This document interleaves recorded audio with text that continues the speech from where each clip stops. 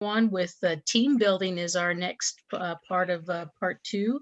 And past District Governor Dan Garrison is going to take us away on this wonderful topic. So Governor Dan, thanks so much, sir. Thank you.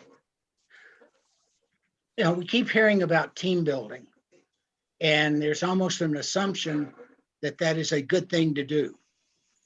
Is it? How do your clubs use team building?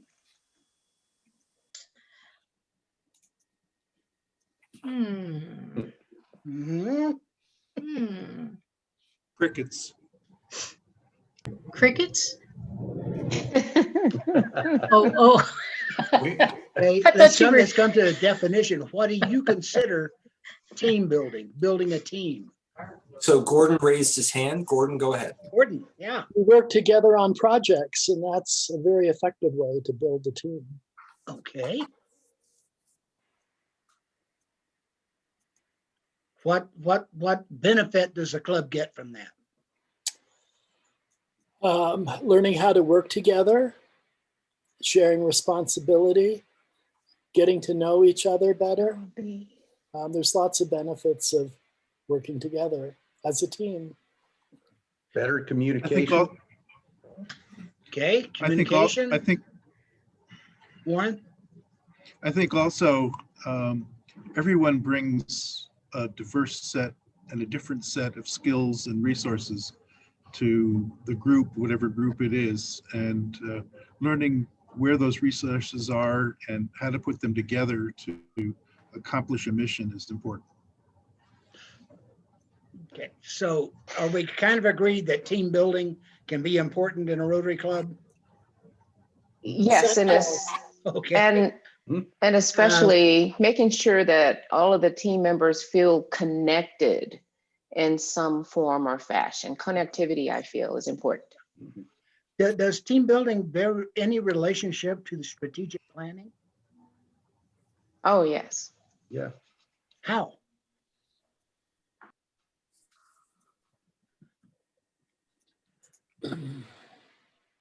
Okay, military people, speak up. Mission.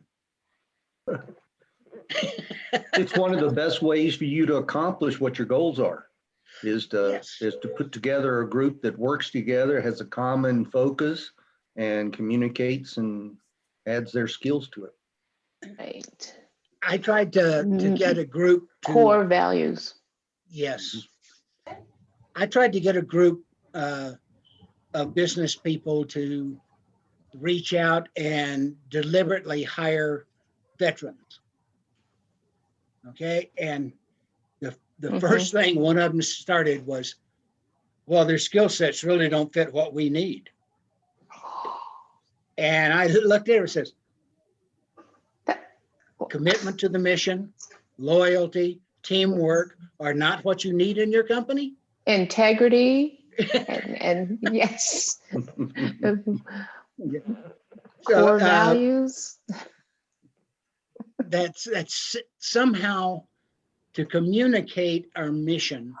It seems that teams and team activities seem to be the best way to communicate that to our members and to accomplish our tasks. Okay. We all don't have to mean or be interested in the same thing. But when you build teams, what are the primary teams in Rotary? In your club, what are your primary teams? Club board is a Yeah. guaranteed team. Pardon me? The club board, the executive Yeah. board. Each Your committee is committees. a team. Fun and fellowship. And your committees are largely composed of teams. Now, there are different sizes.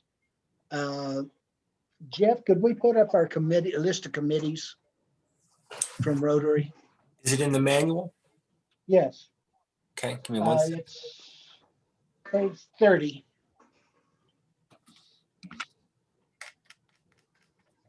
There we go. Rotary suggests at least 5 major committees. Okay, and you're free to add others. But the club administration, membership, public relations, service projects, and Rotary Foundation. Okay. How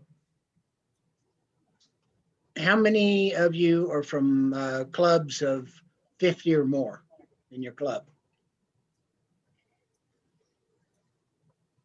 Usually, if you are, your committees will look something like that top one.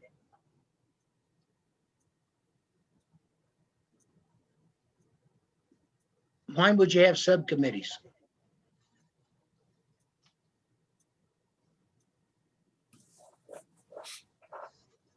Anyone? So you have more than that one group doing a specific task. And way too much work for one committee. Right. Yeah, And as much as system we planning. Denigrate bureaucracy, we don't come up with any other way of accomplishing and setting out human labor in groups. You know, we can pretty it up with different titles, but it's still a bureaucracy. There is a large task ahead. There is a division of labor. There are tasks under that. And that's what our committee structure is. It is bureaucracy. But why would you have a division of labor? To get more people involved. Yeah, and not just to get them involved, but to have more to accomplish the task. Okay, by setting up things like our teams and new members who learn more on their team, one of the things that happens is we build in perpetuity. I leave as youth programs chair, but someone else that has worked with it for a couple of years then steps up to be the chair of the youth programs. Okay. So we're looking at time as also a factor there. Jeff, just can you go down to option 3, please? How many ever in small Rotary clubs? We have less than 10. That's Oh my Lord. Oh, not that small. We have We a have lot 34 of and I thought that was bad. we have a lot of small clubs in our district because we have a lot of small rural towns. And some of those, instead of this structure, actually operate as a committee of the whole. So everybody's basically involved in everything. That committee of the whole is kind of like a Quaker meeting. You know, everyone has their say, but that doesn't work as you move to a larger organization. That's not true. It still works. It just takes forever, and you lose a lot of people because they're get tired of waiting. Okay.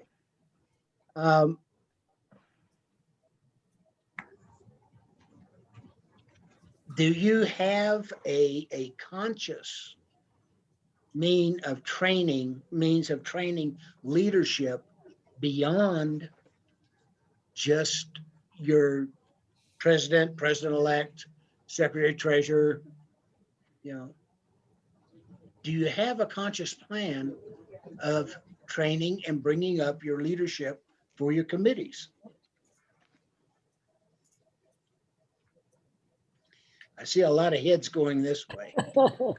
For a lot of our committees, we try to always have a vice chair who's newer on the committee that is there to kind of train and be in a position to step up when our chair is moving on.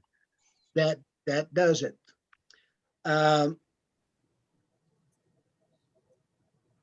Okay, in terms of utilizing Rotarians, we talked about finding out what the new member's interest is. How many of you know what the fossil's interest is? We've had the description of the Rotary fossil. We had a district governor at one point many years ago who said that there's nothing more useless than a has-been, and just did not have good things to say about the old guys that sit in the back of the room. Well, you know, the perspective that someone spoke up and gave us was, wait a minute, says 20 years ago, those guys were the young Turks. They were the ones doing everything. You know, now they lean back and throw money at it, you know, because they don't have that energy anymore. But they have a lot of information and a lot of knowledge to bring to a club if they're just asked. I have a little story on that one, Dan. Yeah, really. In my old club, when I was president at the White Sands Club, there was a table. That's the table that you don't tell that we're going to change seats today or anything like that. They have their seats. And you asked, you know, what are the fossils? What are the fossils? Well, they want to have lunch with their friends because they miss their friends. And so when I was president, I kind of went up to one of them who is now passed. But I asked him, I was like, so how can I get you more involved? And he's like, just ask. Nobody asks me anymore. So keep that in mind. He wanted to share his stories. He wanted to share what happened in the year he was president, and nobody bothered. They just left that little table alone because they were cantankerous and nobody wanted to mess with it. And I say that's the wrong way to handle it. Involve them because they're still in Rotary for a reason. Yes. I'm of this firm opinion that every Rotarian should be the member of a committee. Okay, and I think that within 3 months, a new Rotarian ought to have a chance to say, this is the one that really gets my interest, and I'd like to join that committee. Okay. It's because I think when people are where they want to be, I can build a more effective team.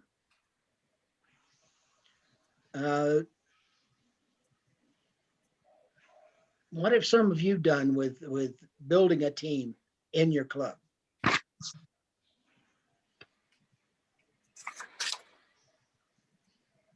I personally haven't built a team yet, but as a new member, one of the things that I was really, really impressed with was that outreach and that being asked.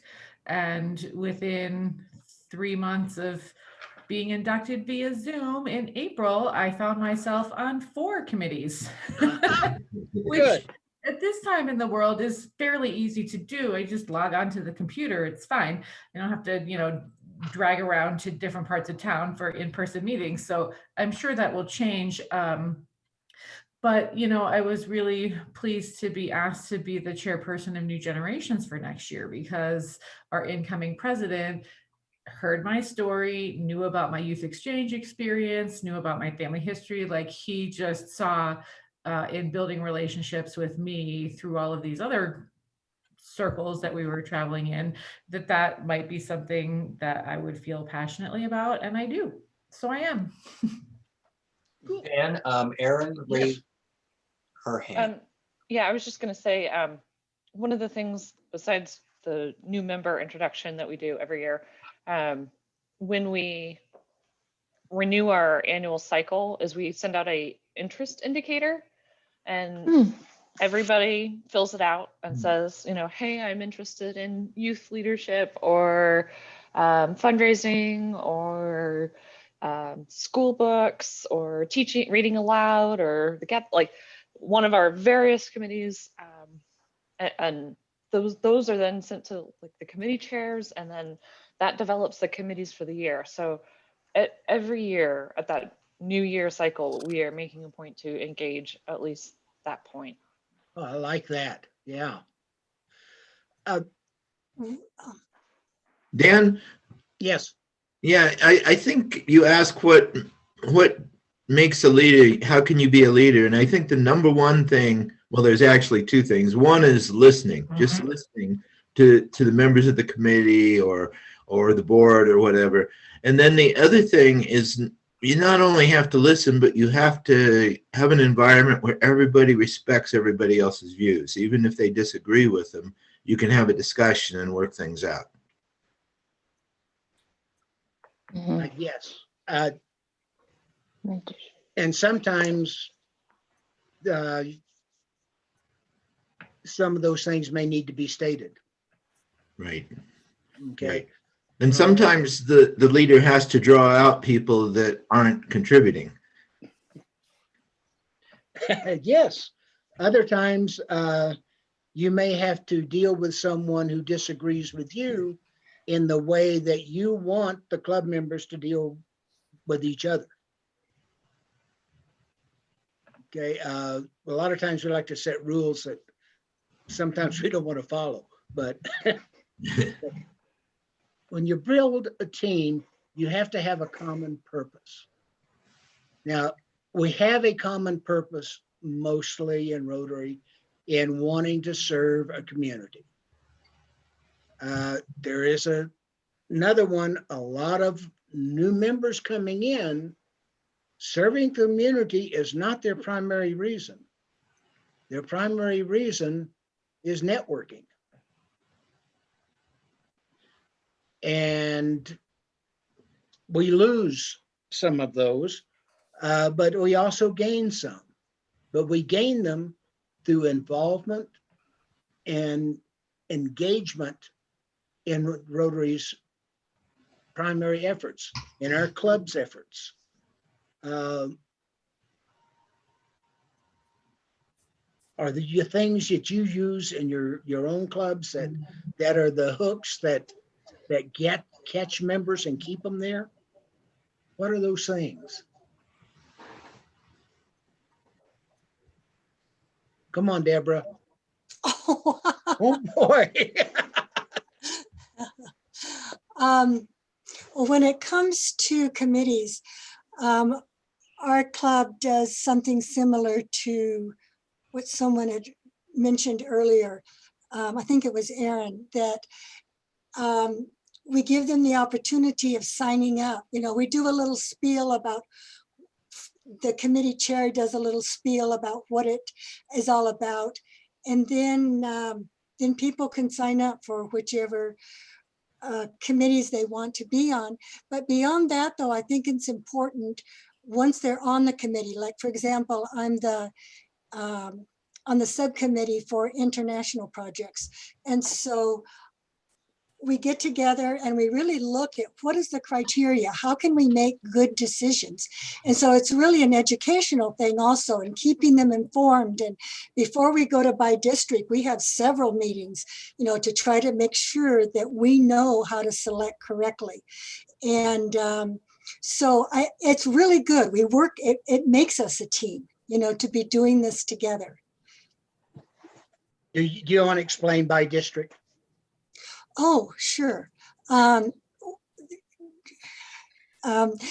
District 5520 has a close working relationship with District 4110, northern part of Mexico, Chihuahua.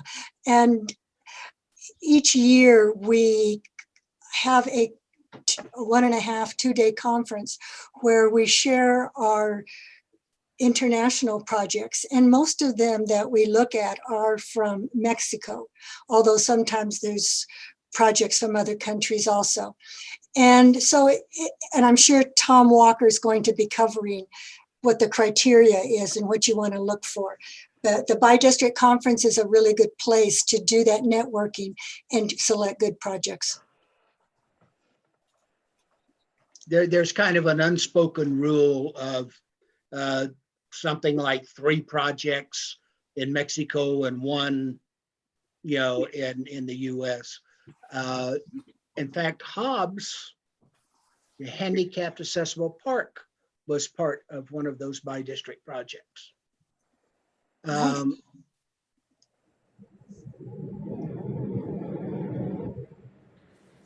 Perpetuation of the club is the whole purpose of the team building, beyond task accomplishment.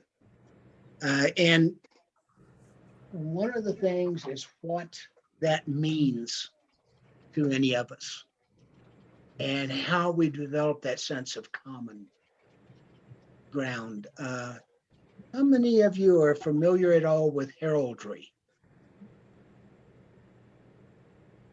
Boy, not a whole lot of hands coming up. Did Have you you say ever seen heraldry? the shield of a knight in shining armor with I the didn't- designs on it? That is heraldry. Oh. And it is still a very formalized way of showing and telling everything important about the person that's carrying that shield. Okay. There was even the bar sinister in case you were an illegitimate son. So what I'm going to ask you to do is we'll go into breakout rooms, and you're going to develop a shield, a heraldry shield of what Rotary means to you. And you'll work as a team. Do we have enough for 5 people in a team, Jeff? Given the facilitators, we're looking at more like 8 a team. If that's Okay, that's good.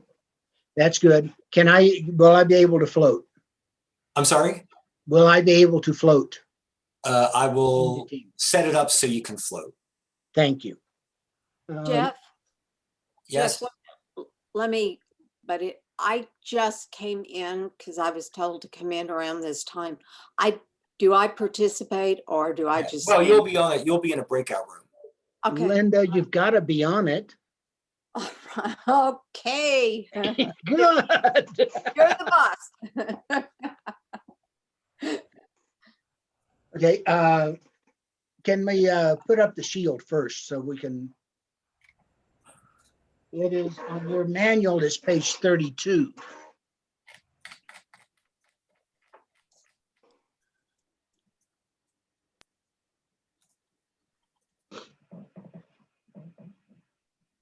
Well, I was going to say quadrants, but there are 5 places.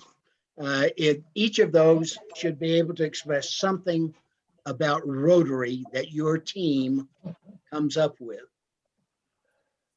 Okay, and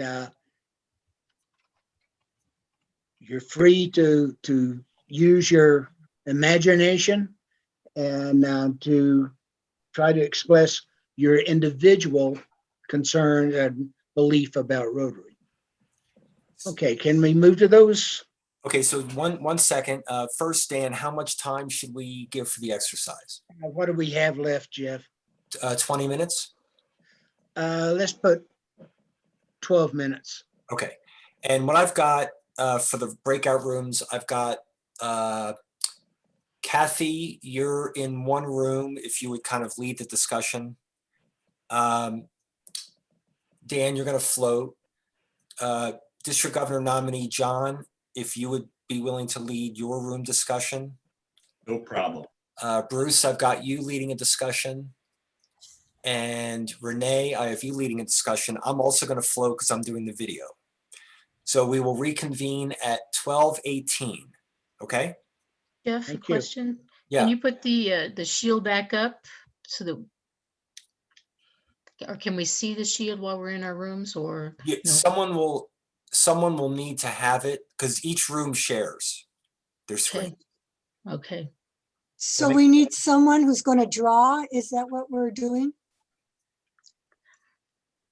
Well, we're going to discuss it, yeah? It could be drawing on paper. It could be drawing on a computer.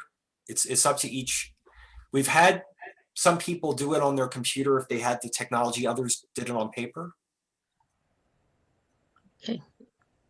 Okay, we ready? Here we go. Yes.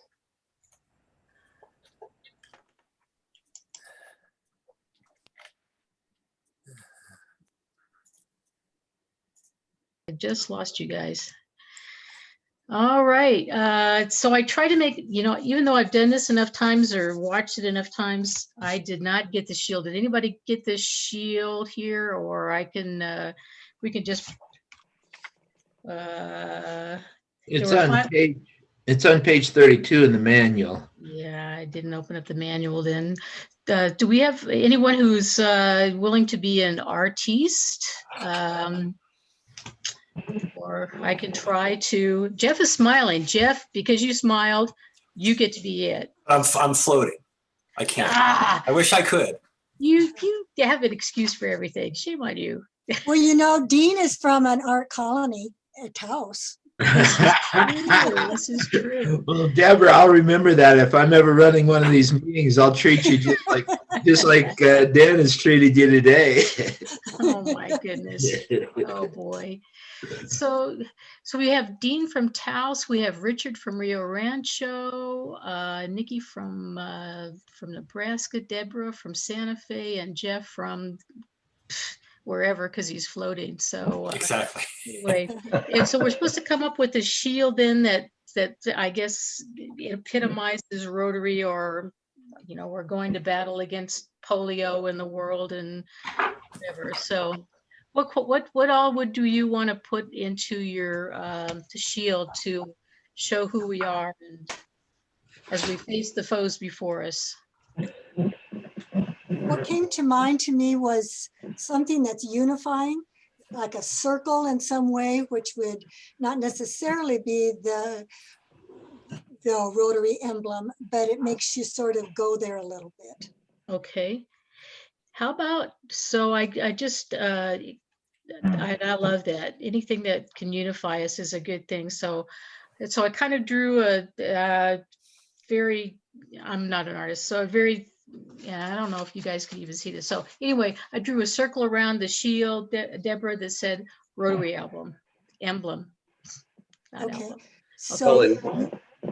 So you put that in the center kind of thing, or? I put it around the shield, so I can put it in the center. Oh, I see. Okay. But I can put it in the center, though. Absolutely. I have an erase from it. Oh, there you go. One of the things that I thought about was that part right across the middle. Yep. Seems like that would be a good place to have that unifying, maybe the Rotary logo in some form across that center, and then use the other quadrants for the particular programs. There you go. See, that says Rotary emblem, only it's backwards. So I'm going to have to learn how to write backwards. Backwards. That's perfect. It looks okay to me. So Deborah, you were right. Dean, thank you for accepting that artiste challenge there. Yeah. Right. All right. So what else do we need in our other four quadrants? I think there's certain words that might be good. Things like service, or we could even have the phrase service above self. Mm-hmm. I like that one. Of course, we have the four-way test too that might fit in here somehow. What if we did Rotary on top of this logo in the middle, and then service above self below it? Or across the banner, vertical or horizontal? Tanya, is that you talking? Yes, but I am speaking to, I'm a Gemini, so we're having a conversation between ourselves. I'm two people. Two people. Yeah, I'm a Gemini as well. I do that a lot, Tanya. If you're answering yourself, that's where it gets a little That's bad, right? So if we're going to have that in the middle, maybe let's kick around some ideas for for the quadrants. I like the emotional appeal side of this because we have all of our slogans, which all kind of speak to the core values of Rotary. But it would seem to me, I know how I feel. I never joined Rotary to network. I joined Rotary, not that there's anything wrong with that, but I joined Rotary because I want to give something back. I want to be part of something that's bigger than me and that gives back to the community. That as a business person, I think I always feel like I take from the community, even though I think we perform valuable services, but it sure feels good to give something back. For me, that's a personal thing, but that's where I'm coming from.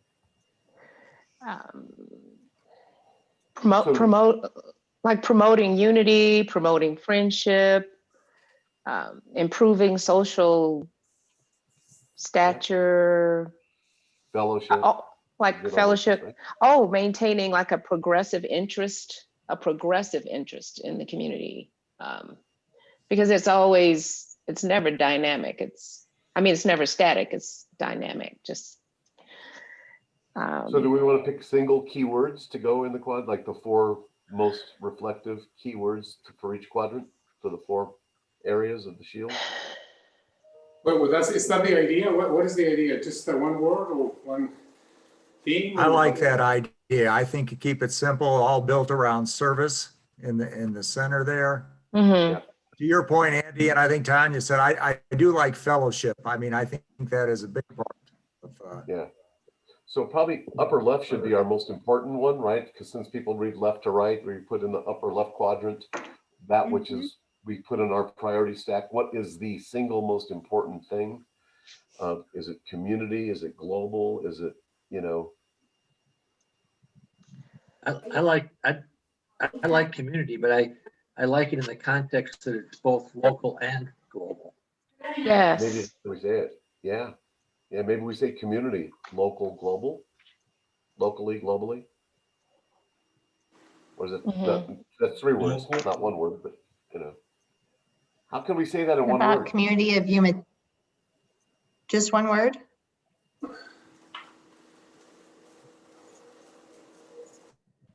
Community service, I like that. How are we doing, Rachel? I mean, this is what I'm doing. Is that right? And then I didn't get the middle part right. Hold on. Let me get back to it. Okay. Luckily, we're not being graded on our artwork. Correct, sir. Oh, whoops. I think, let me get the white out. Hold on. Oh, God. I saw some in here before. Well.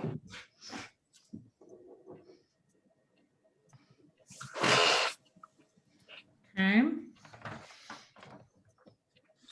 Gordon, what was the name of what were you looking up? The 6, what is it?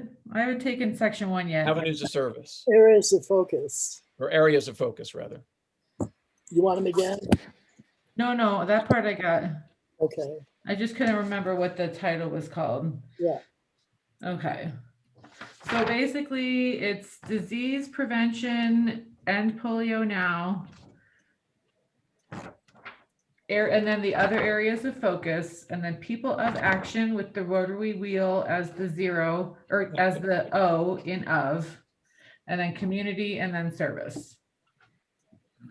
Is that all of them? Aren't you super glad I'm not an artist?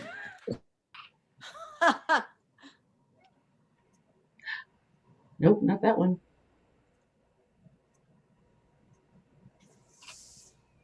Hello, people. Oh, there we go. Still nothing? You don't see it? No. No. Oh, doggone it. You share. Here you are. Congratulations.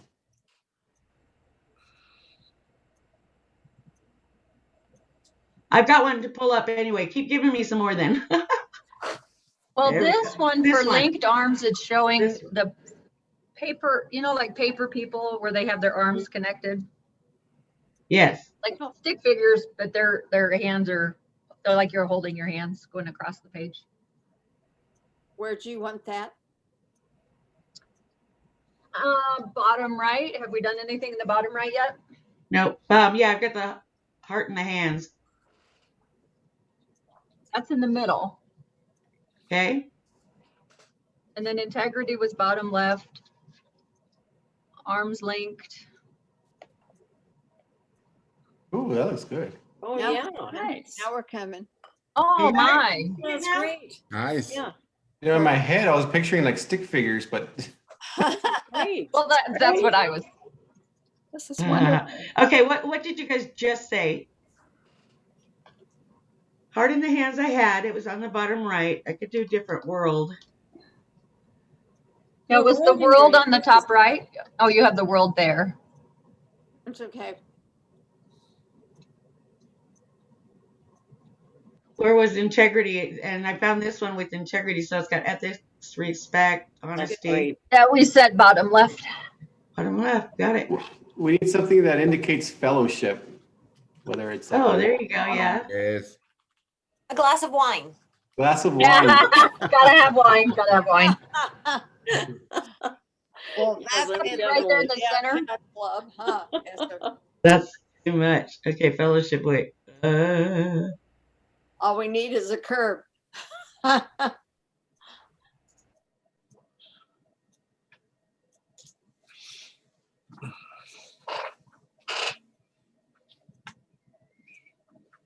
So Dan, I sent out a note that we'll reconvene in about a minute and a half. Okay, good. Were you able to float between the rooms? Yes, it took me a while to figure out how, but I did. Yeah, got to make sure that so if you're hosting a meeting, you just make sure that the people that are floating are co-hosts, because co-hosts can float. Jeff? Yes.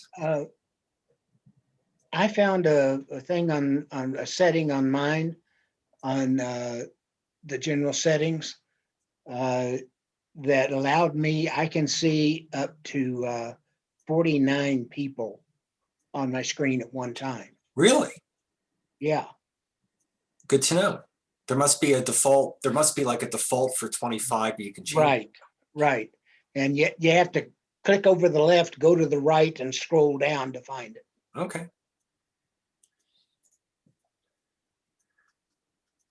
All right. This isn't by the book, but it's, yeah, I think it's getting the idea across. All right. All right, I'm going to close the rooms. Okay.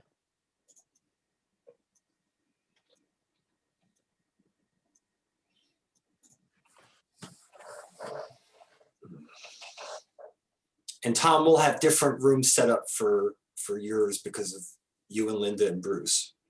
Okay.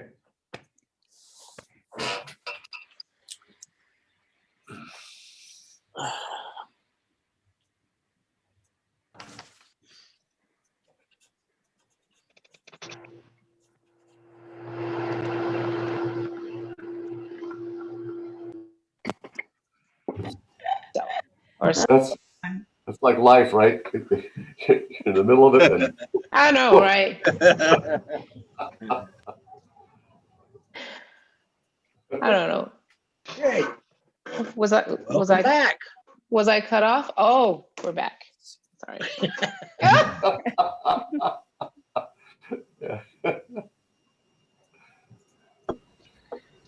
Lots of laughing going on. That's good.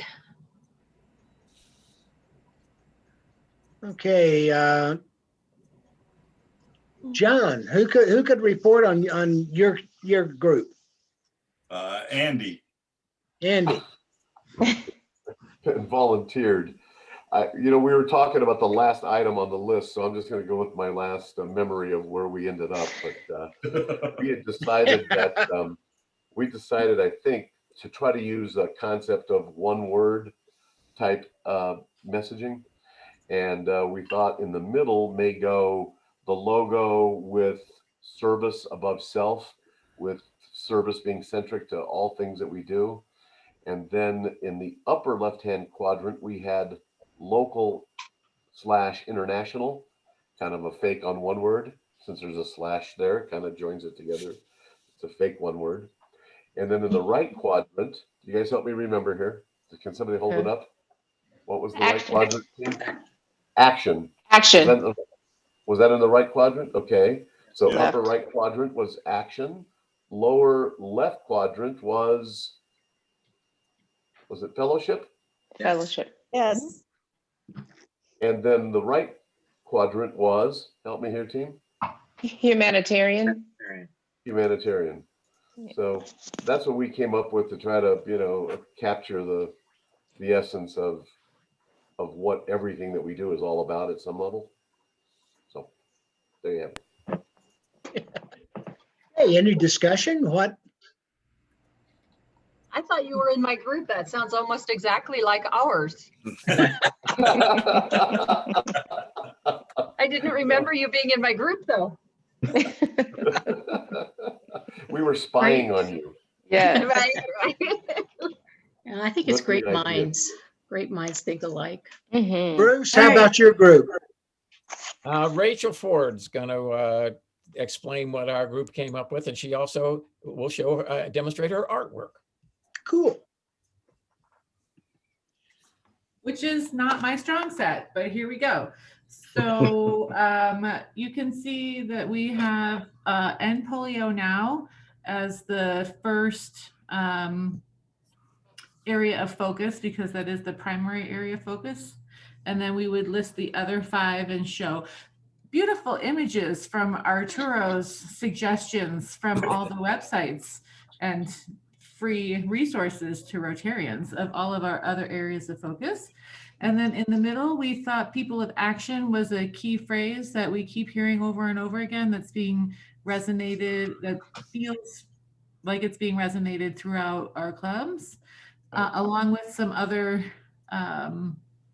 important phrases, service above self, and the points of the 4-way test. And then at the bottom, we would have community and service. And then on the back of the shield, cheaters. The shield will fall off and go away and be non-existent if it were not for sustainability and accountability. Oh, very good. Those are the armbands. Very that- sophisticated. Yes, and I should point out that the little circle of the word of, when we talk about people of action, the 0, the O is actually the rotary wheel.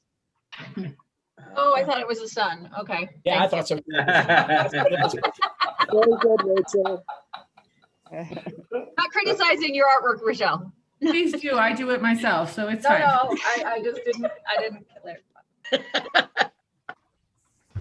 Okay, who had the other group? I have one. Okay. Thank you, Bruce, for the reminder. I forgot to point that out. So thank you, Bruce. Oh, you're most welcome. All right, who's our spokesperson? Can you see it?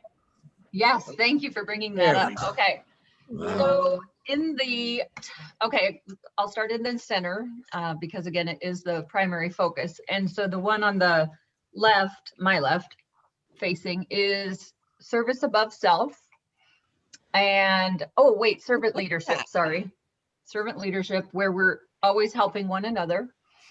And fellowship is obviously one of our foundations. And for fellowship, we needed, of course, to show the happy and the wine. So it's great.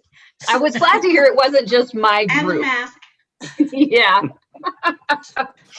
And then the heart and the hands is to show that we are always helping other people. And let's see here. Local and global is on the top right. So we're showing that we not only work internationally, which is in our name, but we also focus on the local level as well. And on the top left is inclusion and diversity. And working our way down, then we have integrity at the bottom of everything we do. Great job. Did it all, Julie. group? Good job. Good job. Yes. Okay, I gotta move again. Okay. How did the discussion Okay, work? Kathy? Did you get to the things that were important to each of you?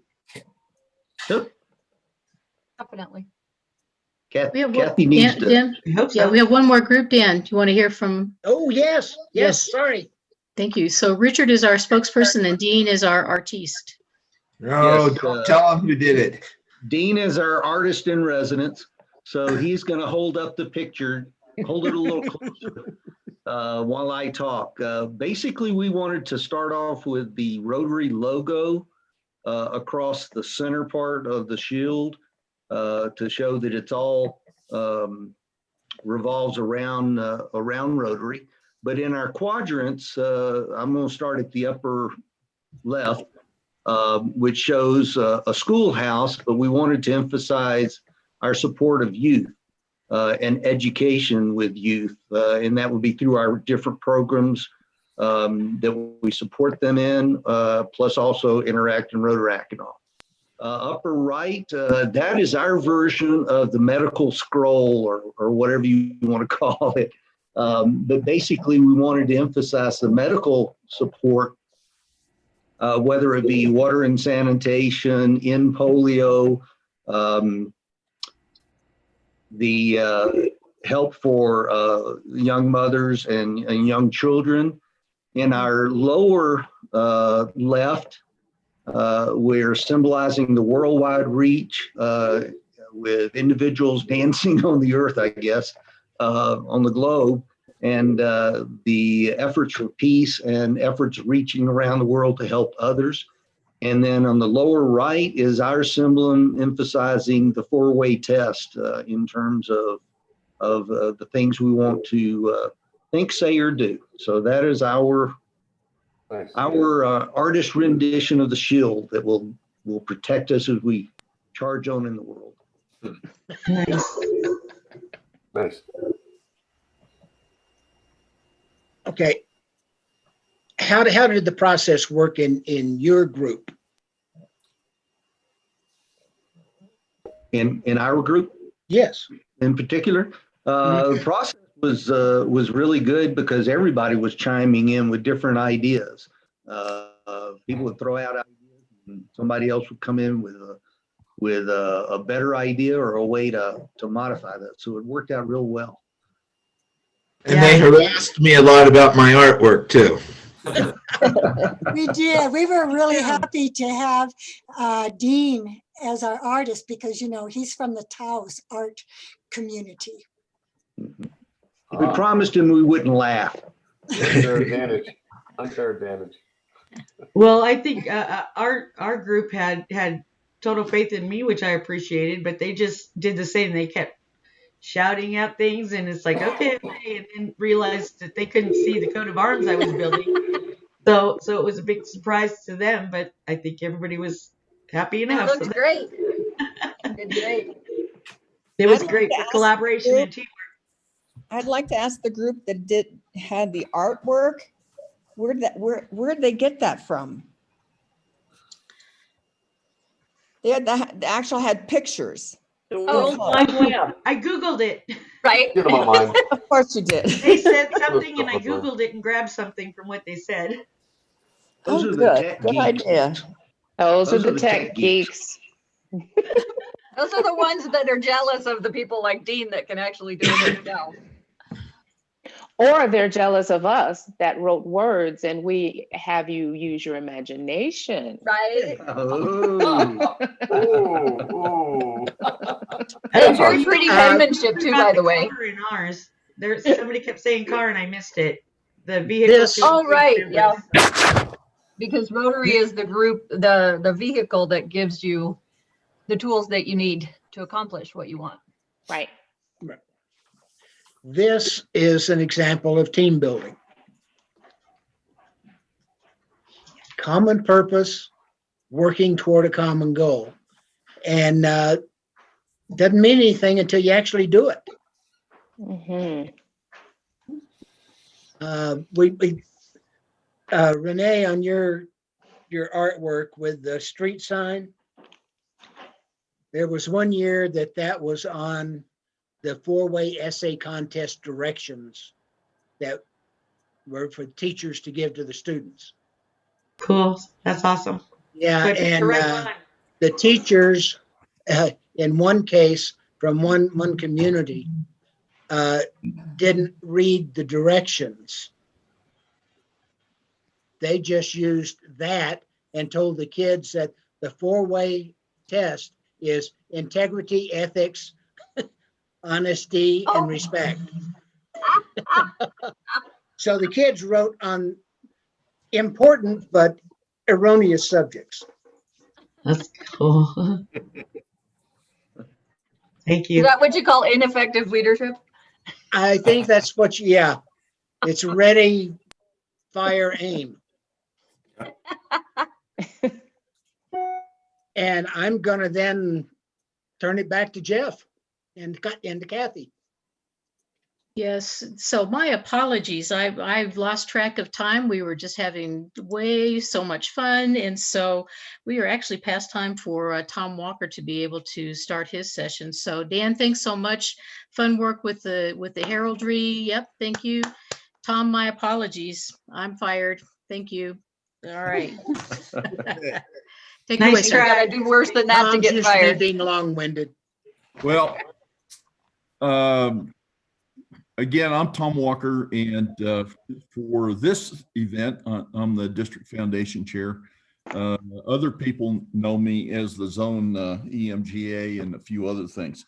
So today, we're going to be talking about the Rotary Foundation, and one of the parts that we're supposed to get out of this, I can lead and promote my club's participation in unique, significant, and targeted service opportunities through our foundation.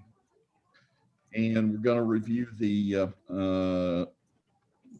new grant model, learn how the grant model supports your projects, learn about the areas of focus, understand sustainability, and I would also add community assessments.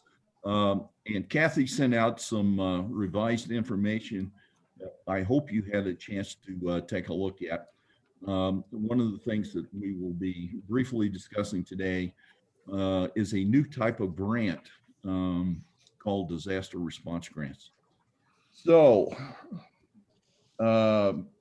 let's review from Unit 1.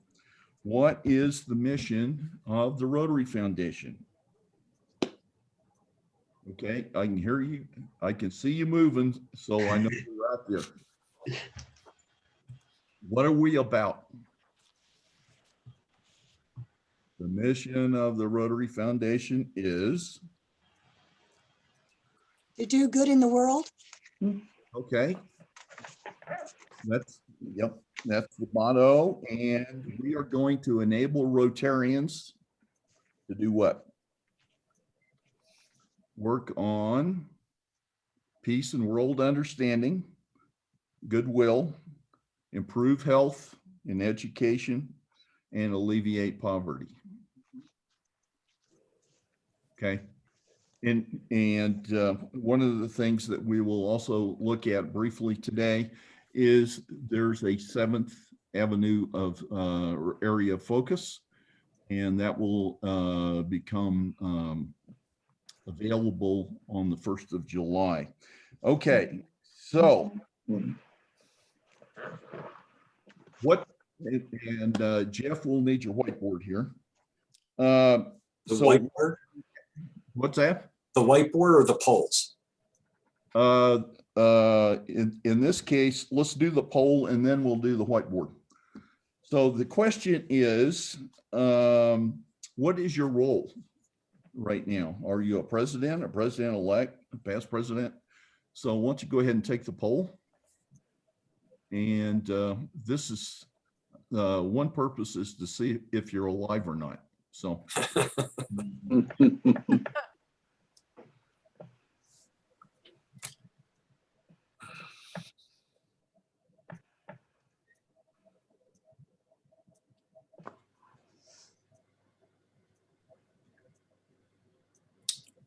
Okay, we'll close the poll in about 15 seconds.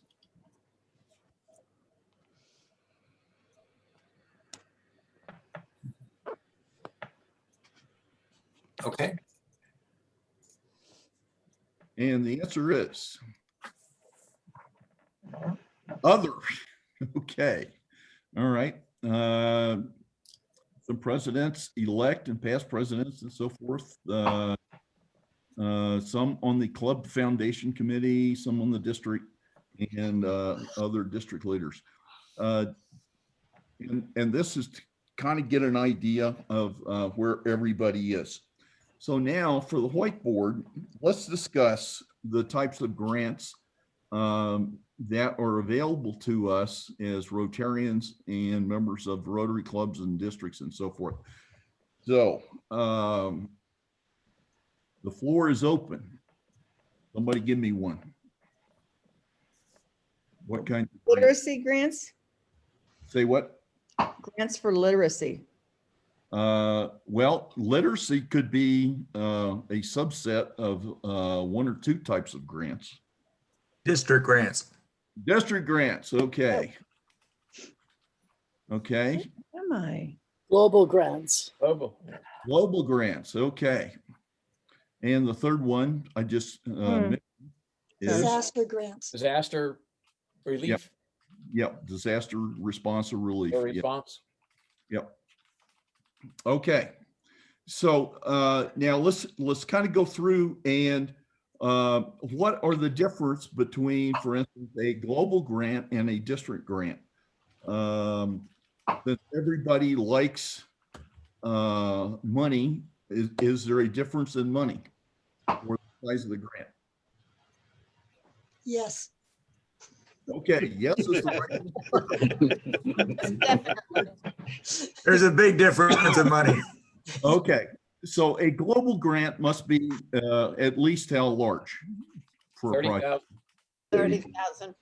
30,000, and right now, one of the clubs in District 5520 is participating in a $555,000 grant in Guatemala.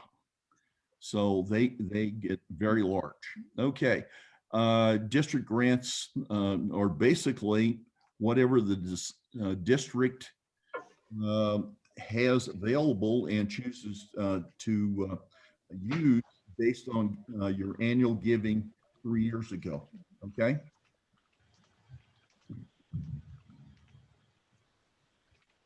And then again, this is District 5520, so we'll relate things according to District 55. And I can tell you, having been in a conference with the other 29 districts in Zone 26 and 27, that nobody does it the same. So, so a couple years ago, District 5520 had a district grant of $118,000. Okay, this year it's 88,000, and that again reflects the district's giving 3 years ago as part of the SHARE program. What other differences are there between global grants and district grants? Global grants are between two different countries. Okay, got to have at least two countries involved. And district grants do not.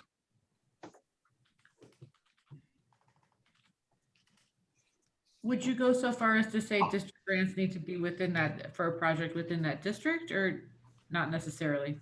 Well, in District 5520, the answer is yes. Rotary, however, doesn't really care. The district some time ago made the decision that those funds were basically given by the clubs for use in the district, and we have adhered to that. Having been a foundation chair for now 6 years, another really good reason is that trying to corral the paperwork from another country just is something I don't even want to contemplate. So our funds are within the confines of the district, and yes, the Indian reservations are also in our district as long as it's the state boundary. Okay, do you have to be in an area of focus? Yes, for global grants. Yes, for global grants. Okay. And the district would like you to do something like that for a district grant, but it's not required. Okay. Do you have to do a needs assessment? global grant, yes. Yes. Okay. District grant, we would like there to be a valid need, but a formal needs assessment is not required.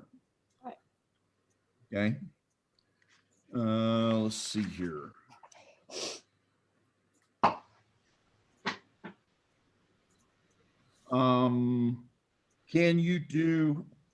Can you fund, for instance, RILA, Rotaract, or Interact projects?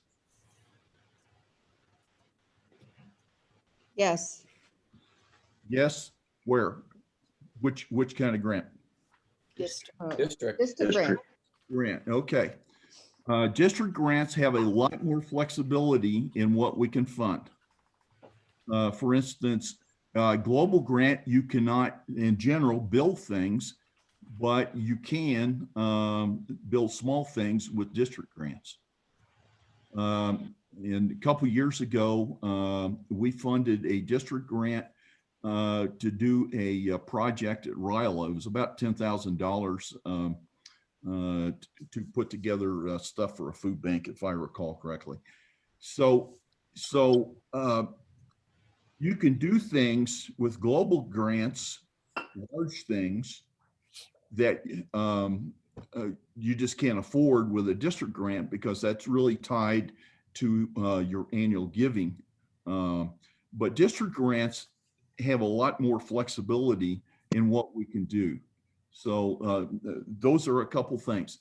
And then there's this new one. To this message again, or if you wish to contact us later, please call us on our toll-free number, 315-232-8257. Thank you. So I sent you a handout that I pulled from the Rotary website, disaster response grants. Now we talked about the minimum value for a global grant project as being 30,000. A disaster response grant, how large can that be? 25,000? 25,000. Okay. Also, global grants typically, but not exclusively, have clubs participating in the funding, as well as using district DDF and World Funds. For disaster response, is club or district funds required?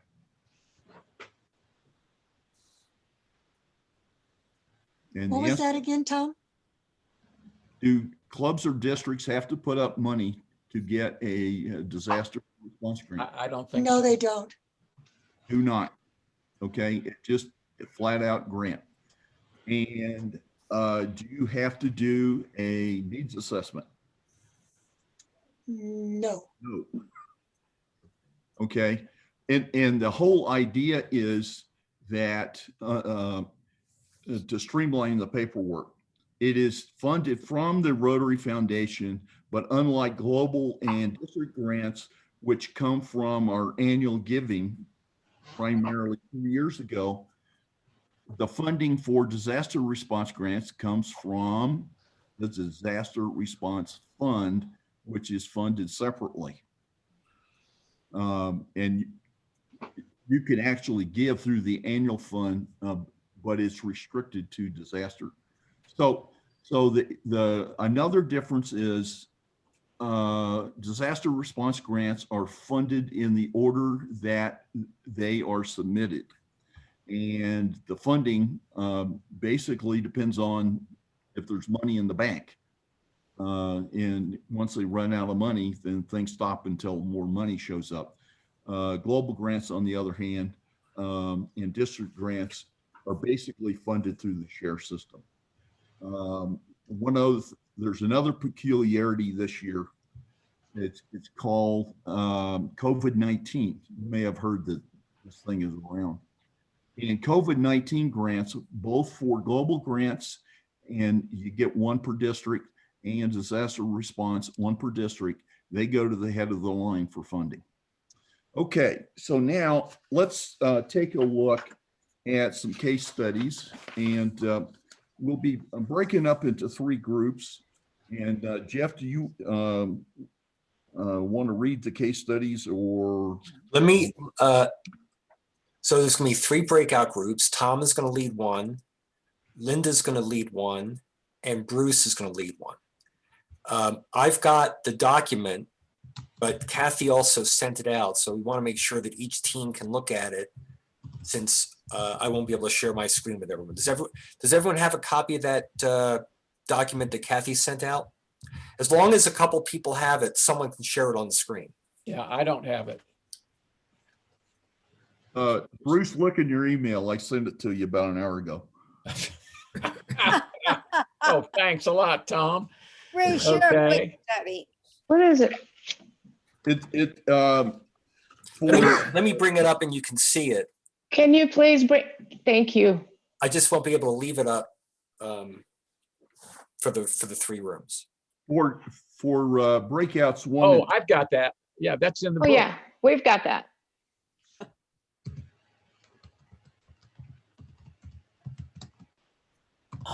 So there's three case studies. So I think that's page 42. Yeah, I know I've got the first 2. I didn't know that about the. Well, that's why I'm doing it. Case study. Oh, okay. Yeah, I don't have case study C. Well, that's not because I'm doing it. Okay, in each case, we want you to look at what kind of grants you would apply for and why. Figure out if the grant is sustainable, why or why not.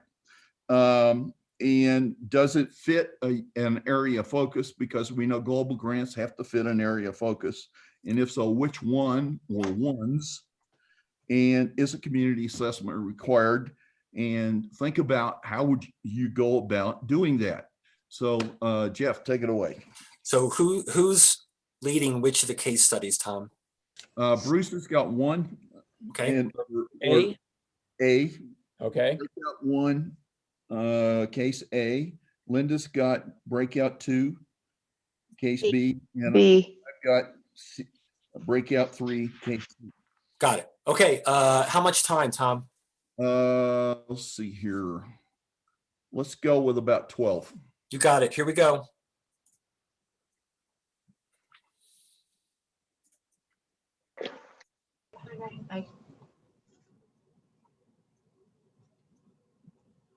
Hi there, guys. Hello.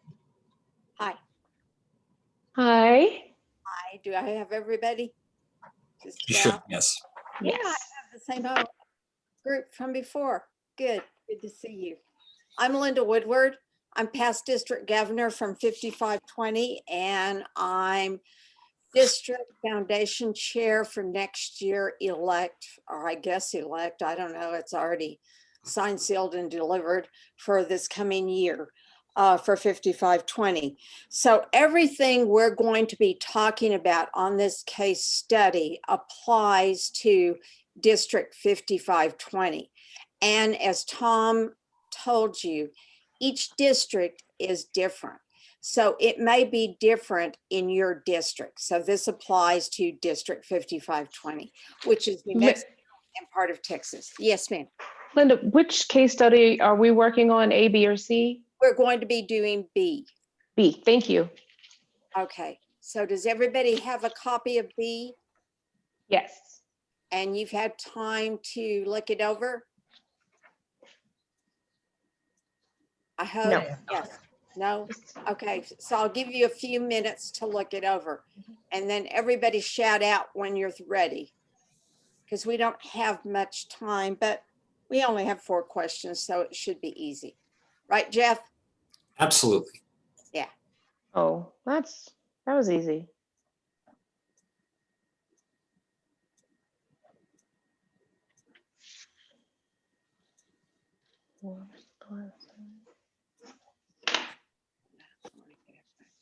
I'm ready.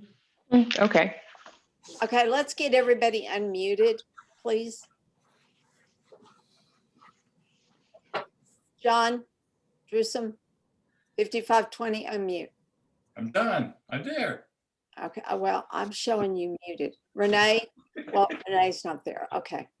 All right, let's go. All right. What type of Rotary Foundation grant would you apply for on this case study? Global. Global. Oh, global. Oh, easy, good. Okay. Why? Okay, take a look at it. It supports a large international activity. Okay, and why would, Between two countries and two clubs. okay. Right. Okay, there's 300 students. They're all in the 5th grade. Each dictionary costs $5. One thing they don't talk about here is this, whether this is going to be done every year or not. I would guess it is. What do you think? Should be done every year. Yeah. But I would guess, you know, this is not going to go away. Every time you have a new class of 5th graders, we need to give them bilingual dictionaries. So, so what's the cost of these dictionaries going to be? $1,500 a year. $1,500 a year. Okay, so let's go into the grant model flow chart. And the very first question is, are the sponsors implementing a project in one of the 6 areas of focus? Yes. Yes. Which one is it? Literacy, education. Education and what's the other one? Education. Yeah, education. Yeah, just says supports education. Okay, so yes, it does. So we move to the S column. Global grants benefit communicates through humanitarian projects. Is the total project budgeted at least 30,000? Now here's where it gets tricky. Initially, all we need is $1,500, but we don't know how long this is going to go on, do we?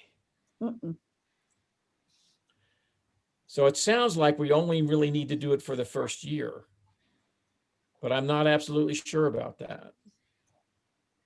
If it's ongoing ad infinitum, then how do we handle that? I don't It doesn't make clear either if there's any kind of shipping or handling charges or what Yeah, kind of. we'll just go with what we got.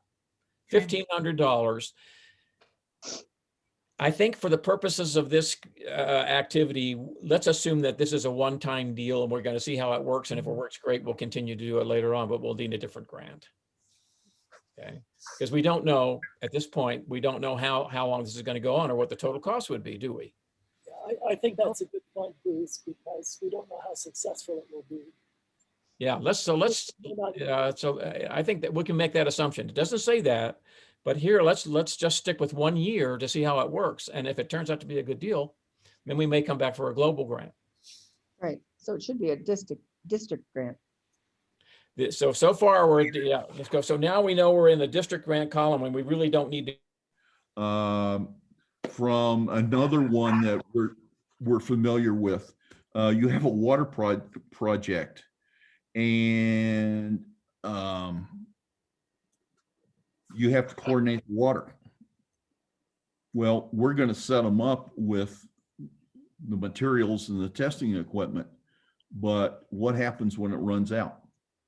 Where does that come from? You have to make arrangements for the municipality or the village leaders to have access to a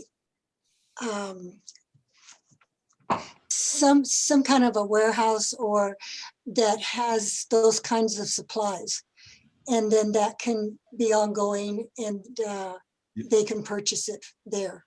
Yeah. Okay. And there were several other things on the list.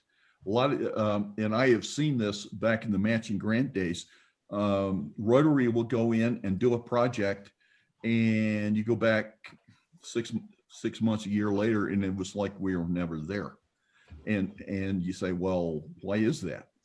It's because the community didn't have buy-in. They weren't part of the project. Now, a certain redhead from Santa Fe often goes often goes to Guatemala, and how do you select which project you're going to do? Do you go down there with a dartboard and say, I want to do that one, or how do you do it? No, no. People now have come to know me. And so there are 84 villages, well, 184 villages there, then they're all wanting water. And so we ask them for a proposal. We ask them for an agreement of how much they're going to put toward the project. Usually they do all the unskilled labor. We ask the municipal mayor what his what's going to come out of that budget. And he usually provides the engineering, and then we provide the materials. And then the other thing is they have the village has to agree to form a water committee that's going to oversee it. And they have to decide how much they're going to charge for water. Usually it's a very nominal fee, like 50 cents a month or something. But with that money, then they can do repairs and they can buy the chlorine tablets. But the upshot of it is they bring you what they want to do. Yes. Yeah. As opposed to we go in and we say, obviously you need clean water so you don't have cholera. But they may think that they want a playground instead. So, okay. Let me ask a question here. Say we give a global grant to a project in Guatemala, and then there are 2 major hurricanes that come through there and wipes out everything we've built with that global grant. What do we have to repair the damage and things then? Can we, district grants are only within not district, disaster grants are only within our district, right? Pretty much so, yes. Yeah. So what do we do then? In other words, we cannot take disaster money from the United States and go to Guatemala. Right. Yeah, we actually had that happen, Dean. I think I don't know if that's why I'm asking it. Yeah, yeah. Well, it took out one of our big distribution. The landslides took out from ETA took out one of our distribution tanks, which is huge. It was a big problem, and so we were looking at what we might do. And in this case, it's a little different because. I have a nonprofit that also works in Guatemala, so we could raise funds that way. So I was talking with the mayor about what approach we should take, and he said, "Oh no, I got it covered. The government's going to help us put it back together." So we're good. But there is another way of doing this, and Dean, if you had a project like that and something happened so you couldn't do it, and you needed to do something else. I don't have a preference. Hi, Jeff. Tell you what, why don't you go first, okay? We are still recording. So I apologize. That's okay. I'm glad I wasn't. All of this, you just recorded Kathy and me talking. No, I just joined the main room, and if you guys were like having I just wanted to let you know I'm recording. That's. And we'll be closing out the rooms in a minute. So okay. I need a hacker to go back you and just remove. Tell me when you want me to say something, and I will do it. Tell you what, when Tom finishes, let's get you to go ahead and do that then, okay? And we'll do Gordon's graduation last. All right. I did start an article then. The comments come up a couple of times. We didn't know how many clubs participating. I count 25 clubs then, including facilitators. So that's huge. And so I started an article that maybe we could each have some input and we can do whatever with it that we want. Fantastic. Thank you. Thanks. Thank you, Sunny. I'm so proud.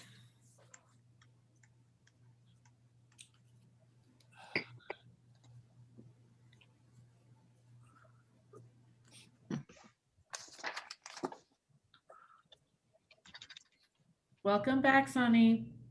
Thank you. Nice to be back. Hi I've there. been thinking about you all morning. Okay, awesome. we are back. We're back. Okay. Bruce, do you have somebody that can briefly talk Case study A. That is correct, sir. Gordon's going to do that. Gordon, you have the helm. Okay, thank you. I don't know if anyone has had the opportunity to read case study A, but essentially it's about children moving into a community that don't have language skills for that community.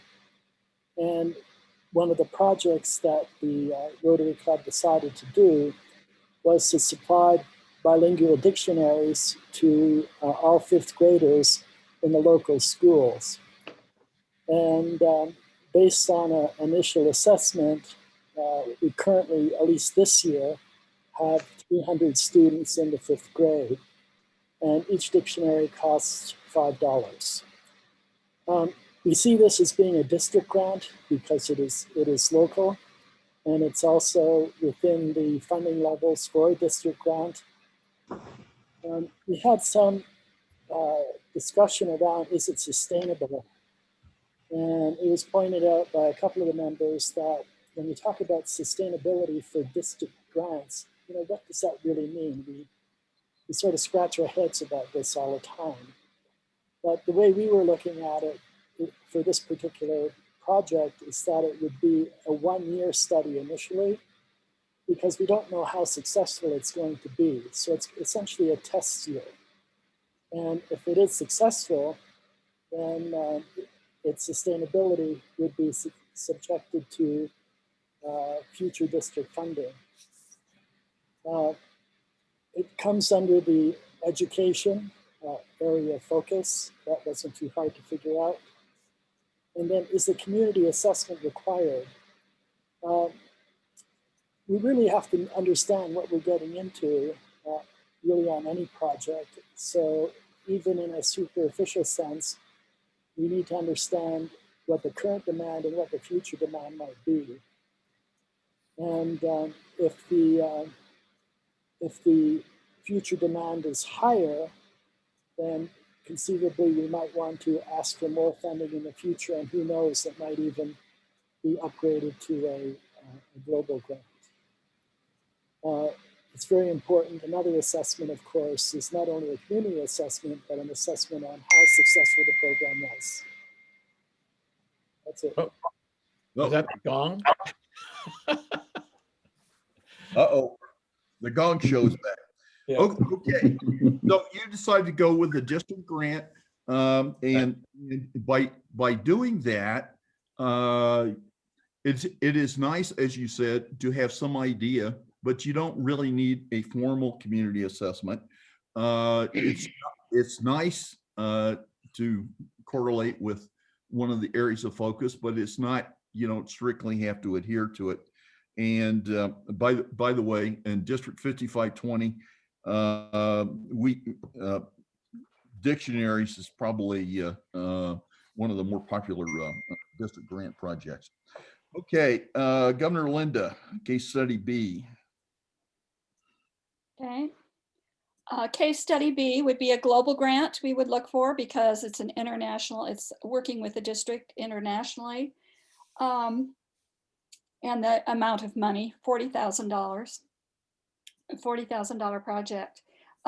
Is the grant sustainable? We felt it was because of the training involved, and training is a key issue in making a project sustainable. People would be taught how to use those filters, how to get filters if theirs no longer function properly.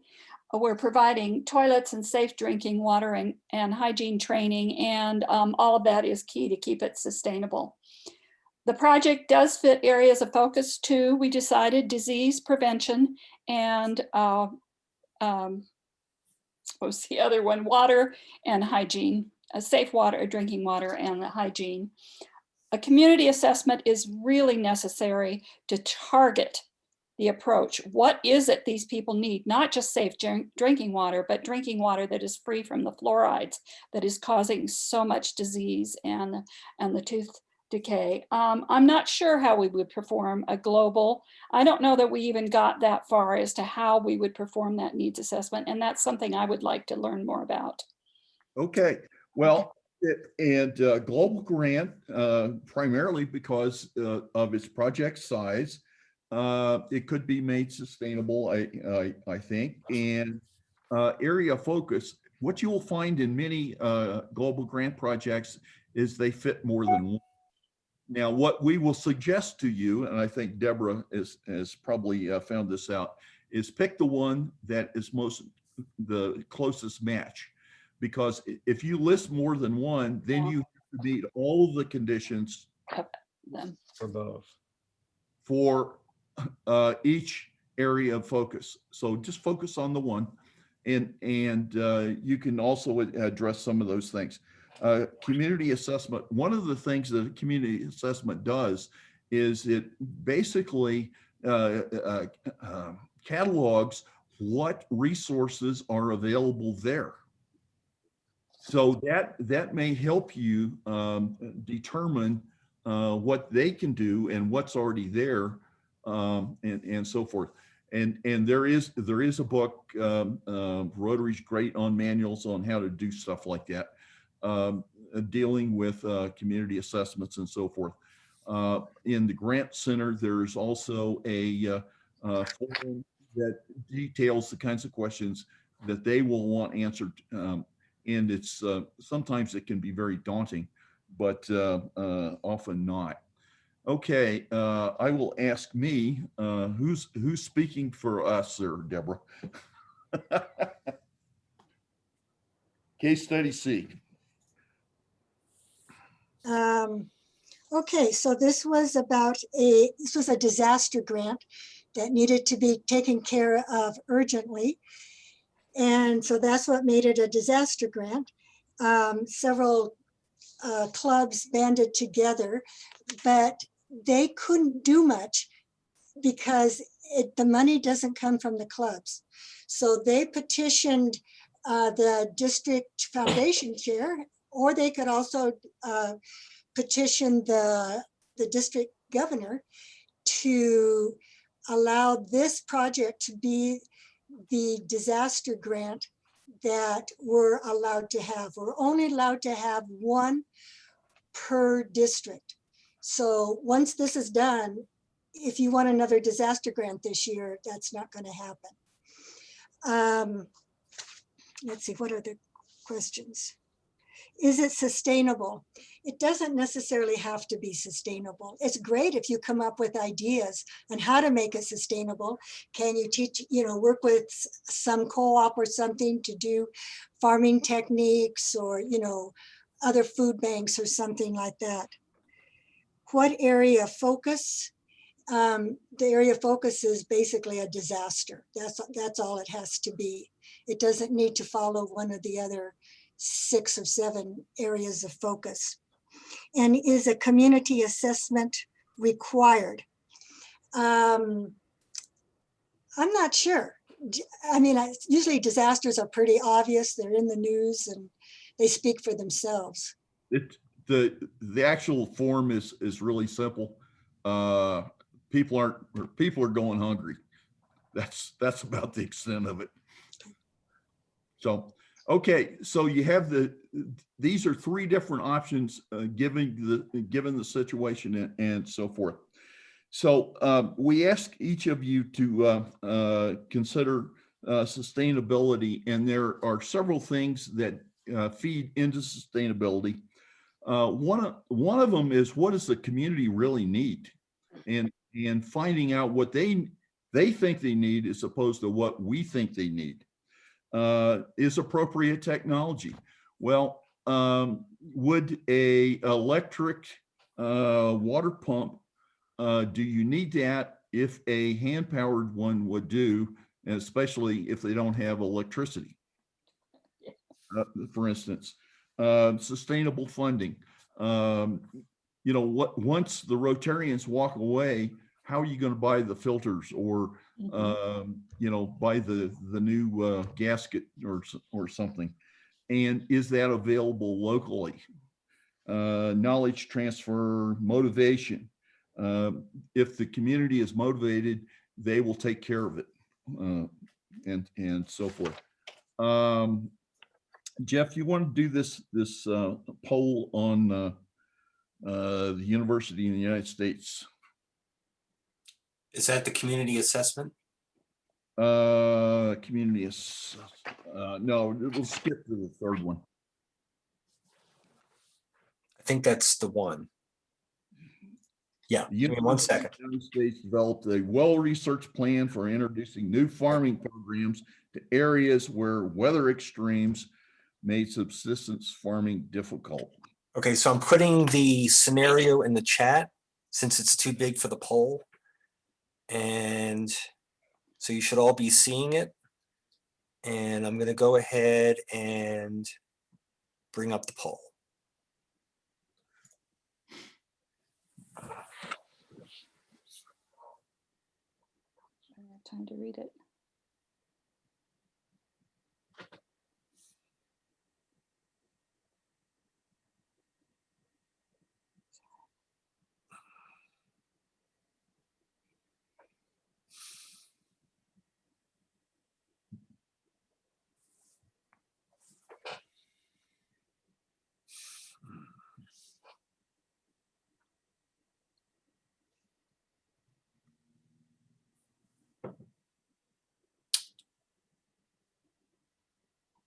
Okay, 10 more seconds. I could contribute some rabbits if anybody wants them.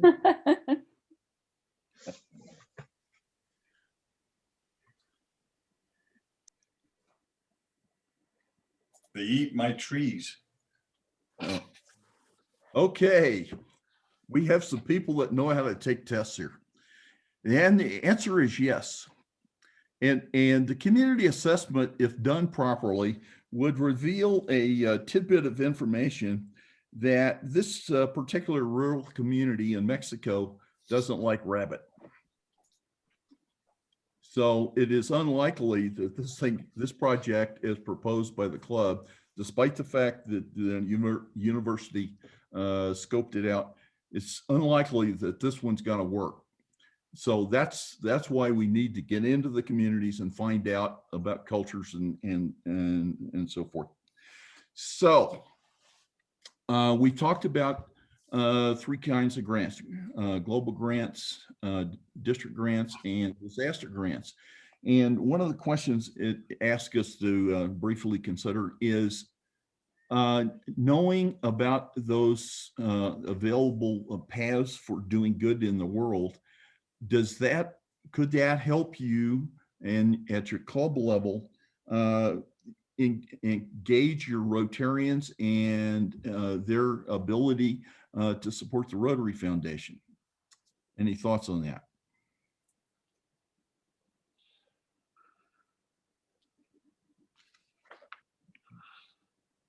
I'm going to speak up again because the whole funding is something that's very important.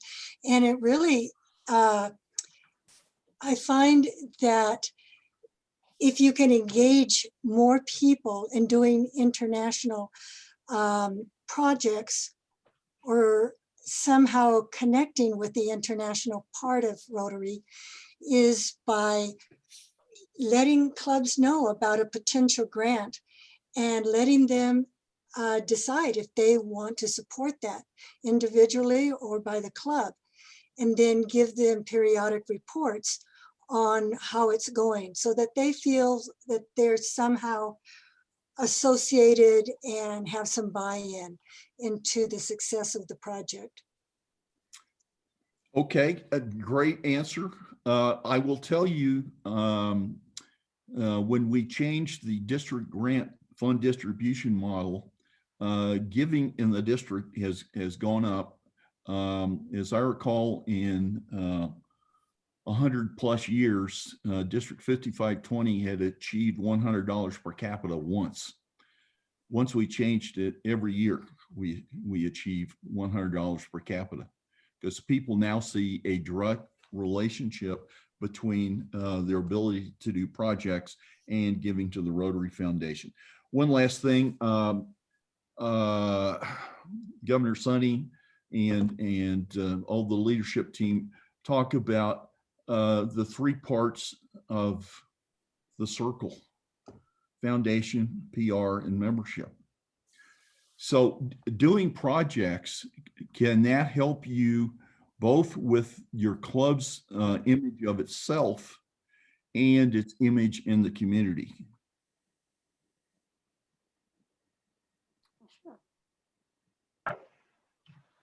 Definitely.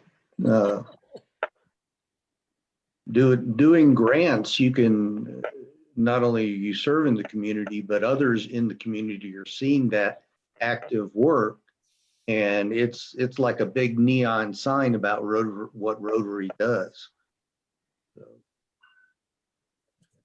And I think Deborah mentioned you go back and you tell your members where you are on your global grants or your district grants or your disaster grant or whatever it is. What are you doing?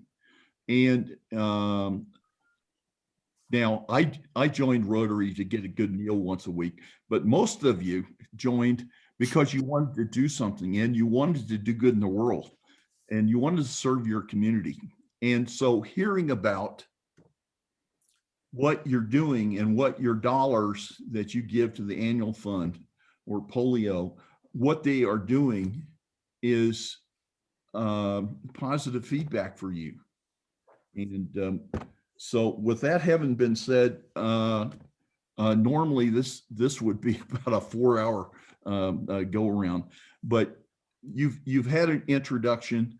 Certainly the foundation committee is available to you, and Rotary is great at writing manuals. So there's a manual on everything.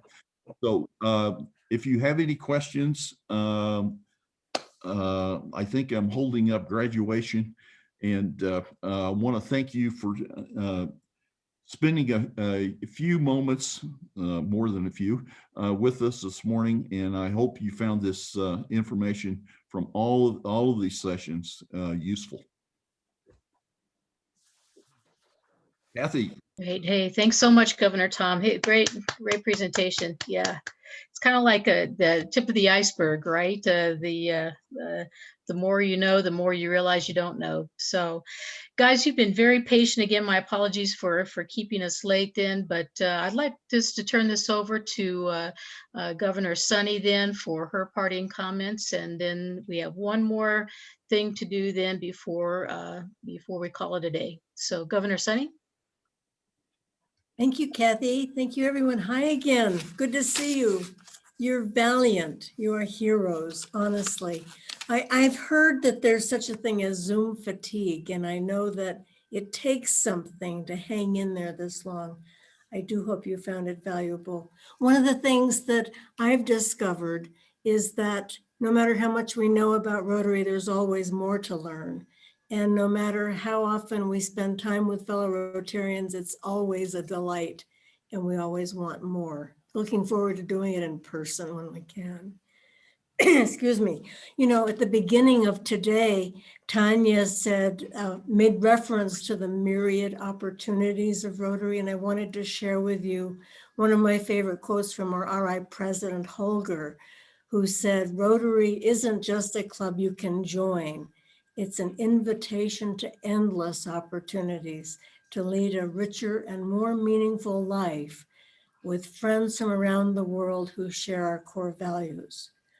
I'm hoping that today you gained new wisdom and new ideas and new friends whom you'll keep forever. I want to extend on behalf of our district heartfelt appreciation first to Kathy and Renee as our RLI facilitators, coordinators, for putting together this session and many sessions this year, which are going so well. Thank you to our facilitators today, and thank you especially to District Trainer Jeff Weinreich, who always provides the foundation on which we all stand. What else do I want you to know? A special thanks also to the guests from other districts who joined us today. This is very exciting. I think that we're starting a trend, and we're starting a revitalization of RLI. And I was going to save this for just Gordon, but I will say it to all of you. In my experience, RLI is a gift you give yourself, and it does make Rotary richer. It is also a gift you give the district, because when our Rotarians know more about Rotary and engage more with Rotary, we become stronger overall. I'm going to turn it over to Kathy for graduation. Gordon Cox, we are so proud of you.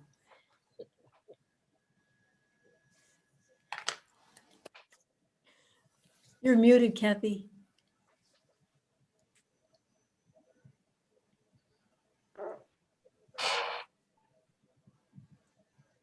Kathy. Kathy? Kathy, you're mute. You're still You're mute, Kathy.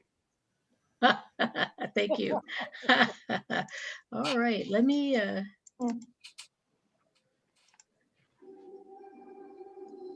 can you hear? Yep. Barely. Yeah. All right, so Gordon, we are so proud of you. And I'm going to stop that because, so now can you also see could you also see his graduation certificate? No. Okay, all right, let me go back to that then. Too many things at one time here. All right, and I'm trying not to, try not to, there we go. So try not to, to close things out here too much. So Gordon Cox, we are so glad that becoming a Rotarian, I'm sorry? We're not seeing it.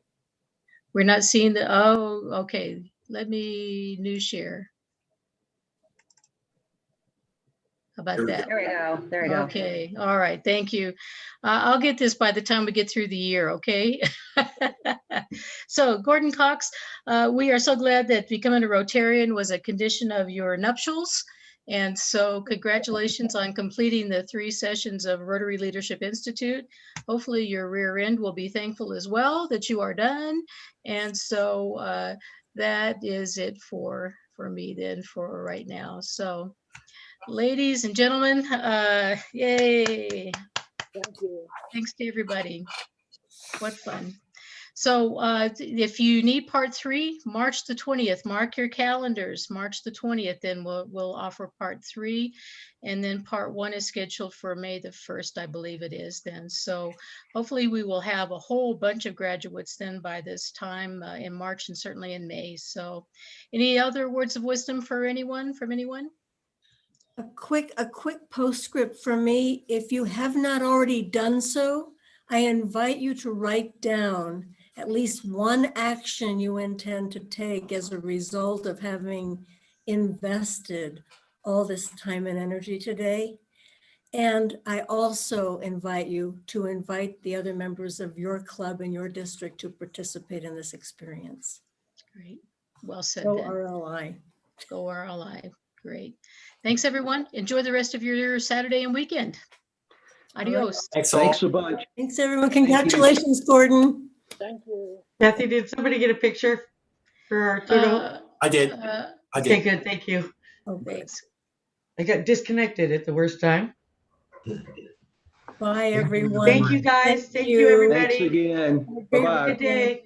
Thank you, Jeff, covering me. Thank you.